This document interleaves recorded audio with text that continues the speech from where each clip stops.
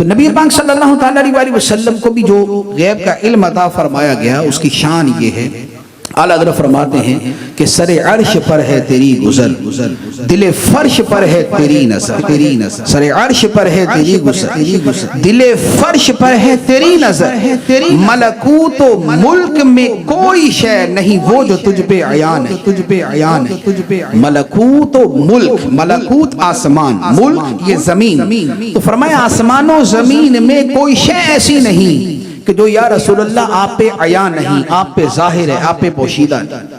اور نبی پاک صلی اللہ علیہ وسلم خود ارشاد فرماتے ہیں، ارشاد فرمایا رأیت ربی عز وجل فی احسن صورۃ فوضع کفہ بین کتفی فوجدت بردہا بین ثدیی فعلمت ما فی السماوات والارض۔ ترمذی شریف کی حدیث ہے، سرکار فرماتے ہیں کہ میں نے اپنے رب کو بہترین صفت پر دیکھا، میں نے بہترین صورت اور صفت پہ دیکھا۔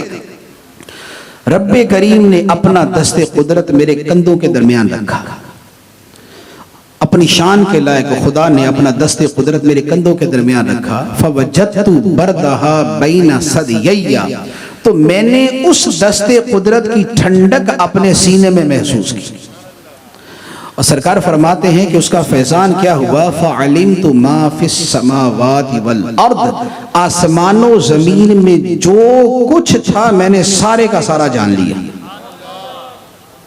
آسمان و زمین میں جو کچھ تھا میں نے سارے کا سارا جان لیا۔ کہ نبی پاک علیہ السلام نے ان ان پڑھوں کو ایسا پڑھایا کہ دنیا کے استاد بن گئے، خود نہ تھے جو راہ پر اوروں کے ہادی بن گئے، خود نہ تھے جو راہ پر اوروں کے ہادی بن گئے، کیا نظر تھی جس نے مردوں کو مسیحا کر دیا۔ تو نبی پاک علیہ السلام وہ کہ جو امیوں میں آئے، جو ان پڑھوں میں آئے، لیکن انہیں وہ علم سکھایا کہ دنیا میں علم ایجاد کرنے والے بن گئے۔ تفسیریں لکھنے والے اسی امت کے لوگ ہیں، حدیثیں لکھنے والے اسی امت کے لوگ ہیں، حدیثوں کی شروحات لکھنے والے اسی امت کے لوگ ہیں، فقہ لکھنے والے اسی امت کے لوگ ہیں، فقہ کے اصول بنانے والے اسی امت کے لوگ ہیں، حدیث کے اصول بنانے والے اسی امت کے لوگ ہیں، تفسیر کے اصول بنانے والے اسی امت کے لوگ ہیں، لغت عربی کی کتابیں لکھنے والے اسی امت کے لوگ ہیں۔ اور صرف یہ نہیں کہ جن کا تعلق جسٹ الفاظ کے ساتھ اور معنی کے ساتھ ہے، بلکہ دنیا کی ہر بڑی ایجاد کے پیچھے مسلمانوں کی ایجاد موجود ہوتی ہے۔ ترکی کے ایک ڈاکٹر ہیں، ڈاکٹر فواد سیزگین، 2018 میں غالباً ان کا انتقال ہوا۔ ان کی ایک کتاب ہے 18 جلدوں میں، 18 والیومز ہیں اس کی، 18 جلدوں میں، 18 جلدوں میں انہوں نے ان تمام علوم اور ان کتابوں کا ذکر کیا کہ جو دنیا میں پہلے نہیں تھے، مسلمانوں نے ایجاد کیے، جو مسلمانوں نے ایجاد کی اور اس پر کتابیں لکھی، خواہ اس کا تعلق میڈیکل سے ہے، خواہ ویسے سائنس سے ہے، کیا انجینئرنگ سے ہے یا کسی اور شعبے سے ہے۔ ڈاکٹر فواد سیزگین کی 18 جلدوں کے اندر وہ کتاب ہے۔ تو یہ کیا ہے کہ یہ اس نبی نے ان لوگوں کو پڑھایا کہ جو تھے ان پڑھ لیکن دنیا میں اشیاء اور علوم ایجاد کرنے والے بن گئے۔ تو اس امت میں آنے کی وجہ سے سرکار کا لقب ہوا امی۔ تیسرا معنی امی کا یہ ہے کہ وہ ہستی کہ جس کا تعلق ام القریٰ سے ہے۔ ام القریٰ نام ہے مکہ مکرمہ کا۔ آپ میں سے جنہوں نے حج عمرہ کیا ہوگا تو انہوں نے دیکھا ہوگا کہ مکہ مکرمہ میں کئی جگہ لکھا تھا ام القریٰ۔ ام القریٰ یونیورسٹی بھی ہے ان کی۔ ام القریٰ بیسیکلی یہ مکے کا نام ہے۔ ام القریٰ کا مطلب ہوتا ہے تمام شہروں کی بنیاد، تمام شہروں کا مرکزی شہر، ام القریٰ۔ نبی پاک صلی اللہ علیہ وسلم چونکہ مکے میں تشریف لائے، ام القریٰ میں تشریف لائے، اس لیے آپ امی ہیں کہ ام القریٰ میں آئے۔ لیکن بات یہ ہے نبی پاک علیہ السلام کے مکے میں آنے میں اور باقی لوگوں کے مکے میں آنے میں فرق یہ ہے کہ ہم مکے میں جاتے ہیں تاکہ ہمیں ایک نماز کا ثواب ملے 1 لاکھ کے برابر۔ ہم مکے میں جاتے ہیں، واپس آ کے بتاتے ہیں جی الحمدللہ خانہ کعبہ کی زیارت کی، مسجد حرام شریف میں حاضری ہوئی، بڑی عبادت کی، تلاوت کی، یہ کیا، اس طرح کیا، اس طرح کیا۔ یہ ہمارا جانا ہے۔ اس جانے کے اندر عام لوگ بھی ہیں، اس جانے میں ولی بھی ہیں، اس میں غوث بھی ہیں، قطب بھی ہیں، صدیق بھی ہیں، شہید بھی ہیں، سب شامل ہیں۔ جو بھی جائے گا وہاں جانے کو اپنے لیے شرف سمجھے گا، وہاں جانے کو اپنے لیے شرف سمجھے گا۔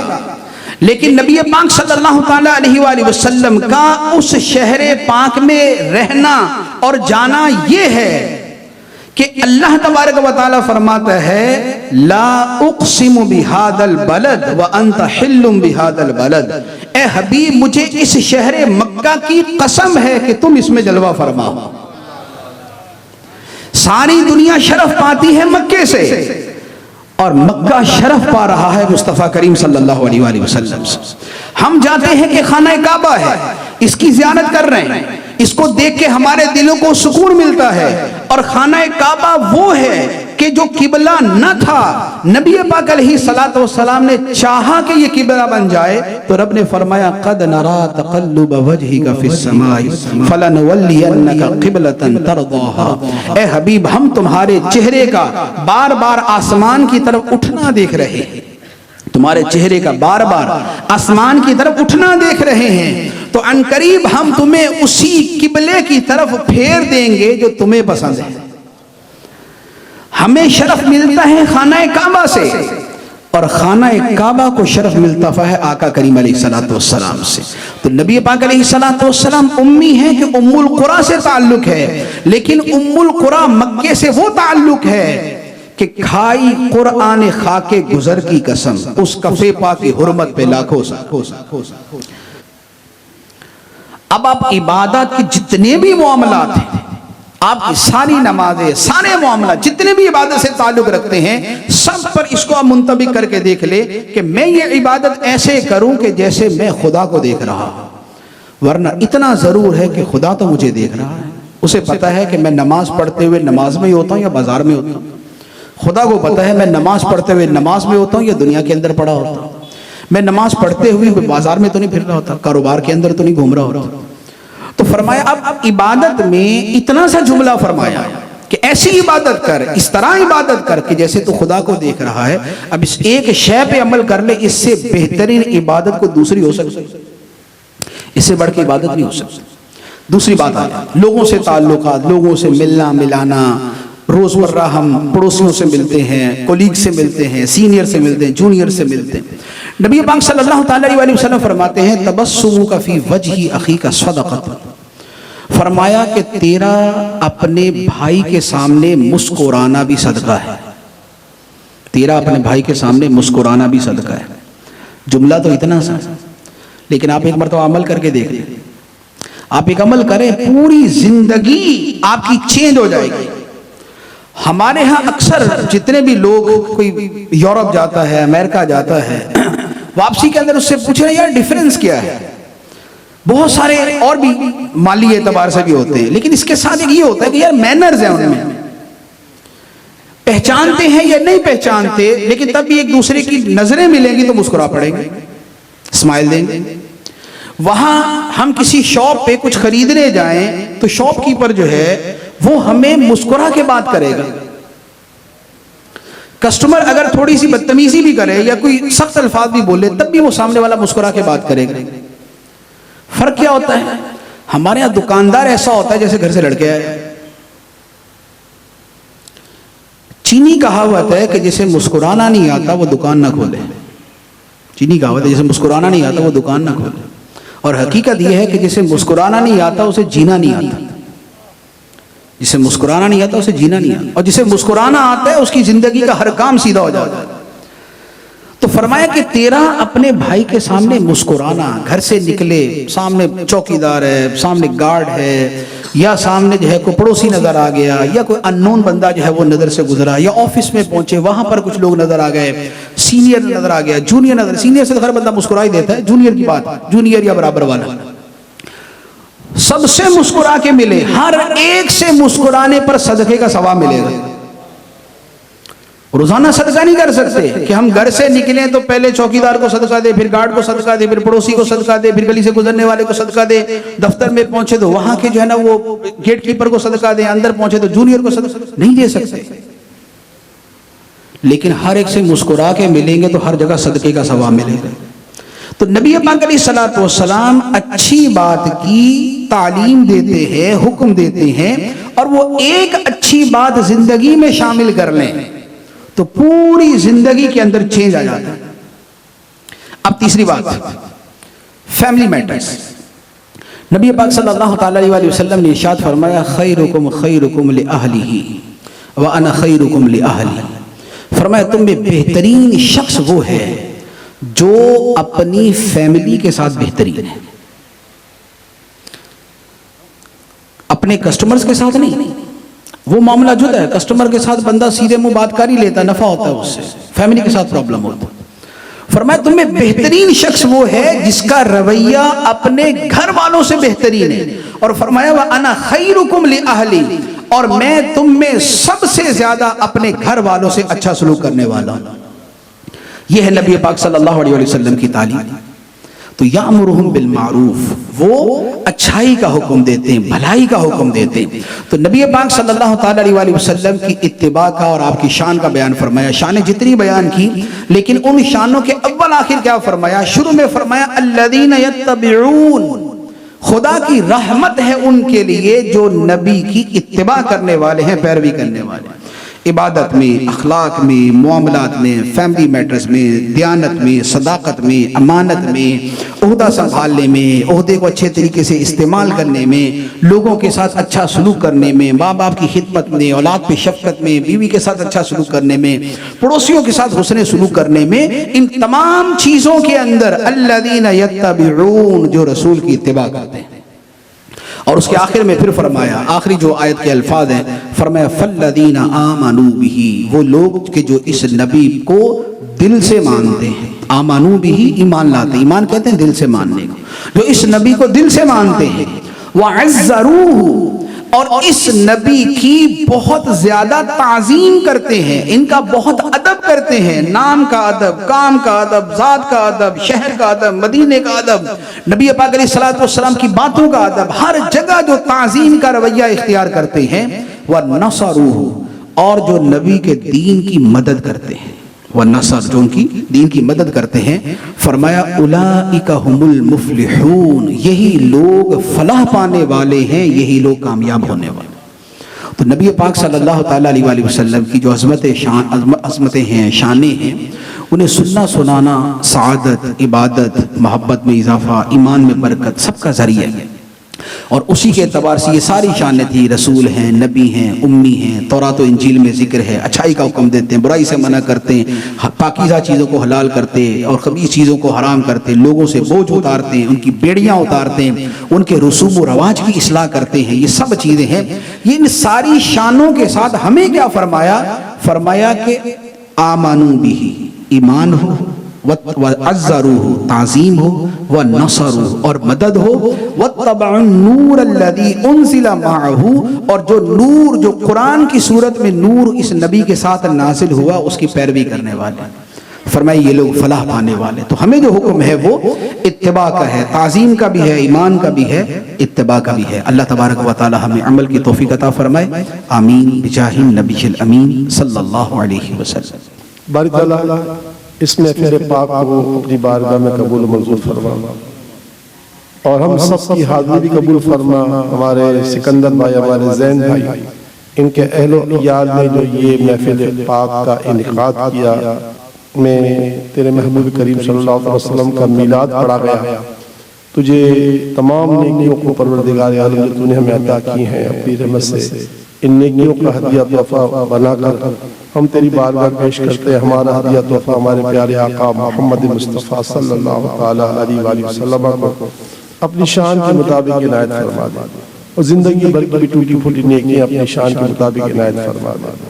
سرکار کریم صلی اللہ علیہ وآلہ وسلم کے صدقے طفیل، والدین کریمین، اولاد، ازواج، اہل بیت، اصحاب، خلفاء امت، انبیاء، صدیقین، شہداء، صالحین کے مقدس گھرانے، حضور سید غوث اعظم شیخ عبدالقادر جیلانی، خواجہ و داتا و فرید و نظام الدین بدر الدین قطب الدین، شیخ معروف فرقی، شیخ احمد کبیر رفاعی، شیخ معقوب الدین سیلانی، تمام اولیاء، ابدال، اقطاب، اوتاد، سلاطین، اولیاء، اصحاب کہف، کل مومنین، مومنات، مسلمین، مسلمات، حضرت آدم علیہ السلام سے لے کر آج تک، آج سے لے کر قیامت تک جتنے ایمان والے آ چکے، موجود آئیں گے، سب کو، پوری امت کو، بالخصوص ہمارے زین بھائی کے چھوٹے بھائی وقاص کو اس کا ثواب عنایت فرما دے۔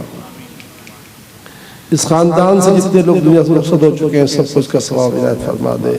ہم سب کے بھی آب و اجداد میں جو دنیا سے چلے گئے سب کو اس کا ثواب عنایت فرما دے.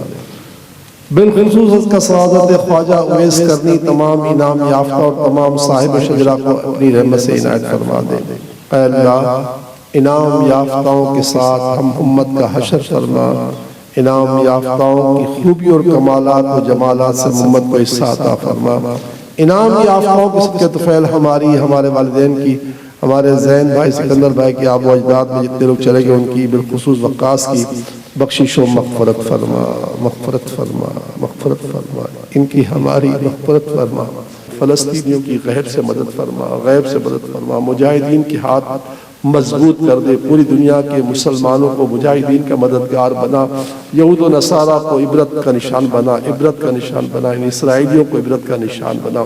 الہ العالم اسلام کا بول بالا، پاکستان کا بول بالا، نبی کے چاہنے والوں کا بول بالا. ہمارے سکندر بھائی زین بھائی انہوں نے اپنے گھر میں محفل پاک منعقد کی، پورا سال کرتے ہیں، ہر مہینے کرتے ہیں.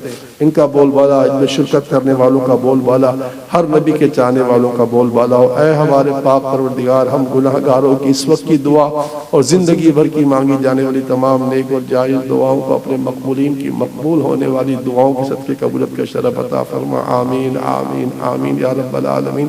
ان اللہ وملائکتہ یصلون علی النبی یا ایھا الذین آمنوا صلوا علیہ وسلموا تسلیما. اللہم صل وسلم دائما ابدا علی حبیبک خیر الخلق کلہم وعلی آلہ واصحابہ وبارک وسلم.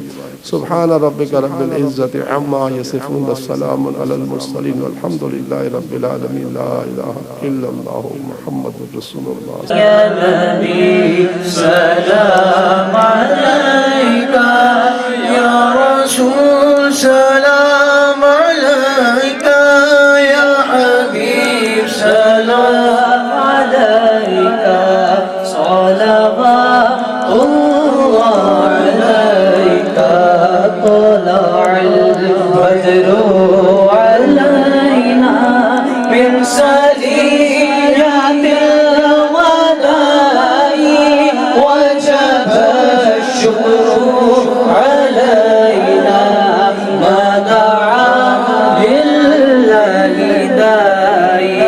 یا حبیبی یا رسول اللہ یا نبی سلام علیکہ، یا رسول سلام علیکہ، یا حبیب سلام علیکہ، صلوات اللہ علیکہ.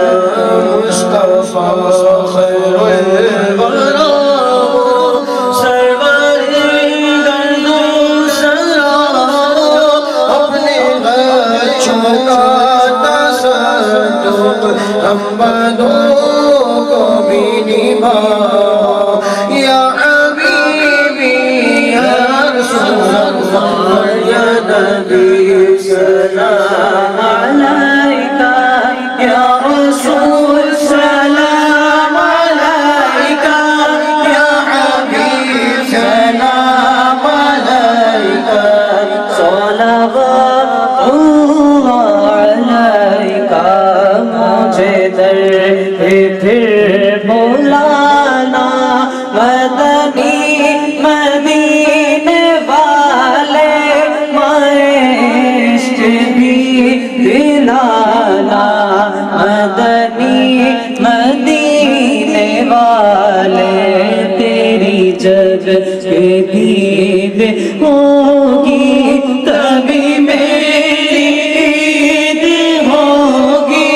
میرے خواب میں تم آنا مدنی مدینے والے. میری آنے والی نسل تیرے عشق ہی میں مچلے لینے کے تم بنانا مدنی مدینے والے. تیرے غم میں کاش عطا رہے ہر گھڑی، غم مال سے مدینے والے یا حبیبی یا رسول اللہ یا نبی سلام علیکہ یا رسول سلام علیکہ یا حبیب سلام علیکہ صلوات اللہ علیکہ استغفر غوث اعظم الجبل شفیع عالم صدقہ ہے امام اعظم زور ہو سبھی کے رجوع یا حبیبی یا رسول اللہ سلام علیکہ یا رسول سلام علیکہ یا حبیب سلام علیکہ صلوات اللہ علیہ محمد وعلى آله وصحبه أجمعين برحمتك يا أرحم الراحمين لا إله إلا الله محمد رسول الله صلى الله عليه وسلم حال دل کس کو سنائیں آپ کے ہوتے ہوئے کیوں کسی کے در جائیں آپ کے ہوتے ہوئے حال دل آپ کے ہوتے ہوئے کیوں کسی کے در پہ جائیں آپ کے ہوتے ہوئے میں غلام مصطفیٰ ہوں یہ میری پہچان ہے مصطفیٰ ہوں یہ میری پہچان ہے سیکھ کے در پہ جان آپ کے ہوتے ہوئے حال دل کس کو سنائیں آپ کے ہوتے